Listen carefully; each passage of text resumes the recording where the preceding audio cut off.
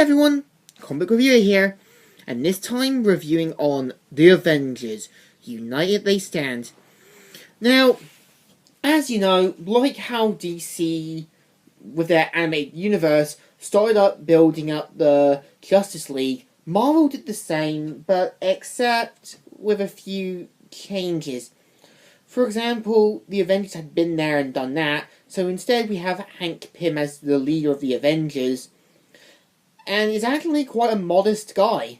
He's not portrayed as a complete asshole like in Ultimate Avengers, and almost the same as his Avengers Ultimate Heroes counterpart.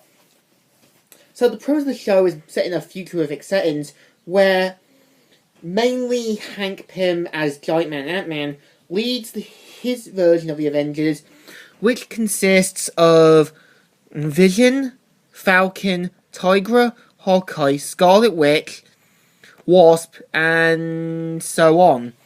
Now, the problem is, they don't really have the big three characters like Iron Man, Captain America, Thor. Mainly because there were right issues, but during the first season run, Captain America and Iron Man did appear for the first season run.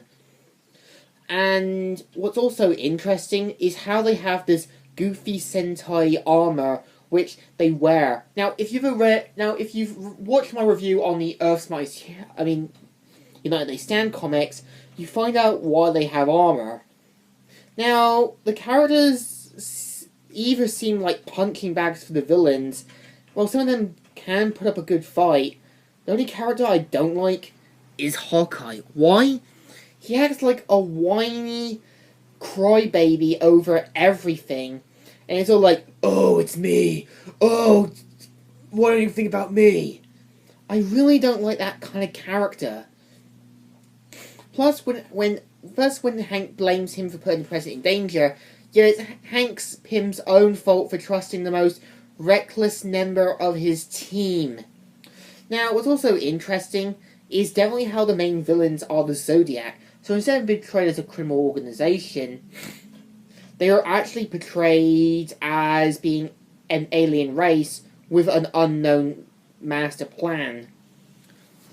What's also interesting as well about United They Stand is that how Hank seems to be a bit of a terrible leader at times. I mean, if you watch the episode where Captain America shows up, it's Captain America who mainly puts himself on the line and deals with the Masters of Evil. Now, another interesting note about Avengers United They Stand was that it was done by the same people who worked on X-Men the Animated Series, and you expect this series to be better. Now, another interesting note about Avengers United They Stand was how 13 episodes were ordered. There were plans for a second season, but were later cancelled. There were plans to have the Hulk and Bruce Banner, and even planning to have Thor and Asgard, and an origin of Hawkeye and Scarlet Witch.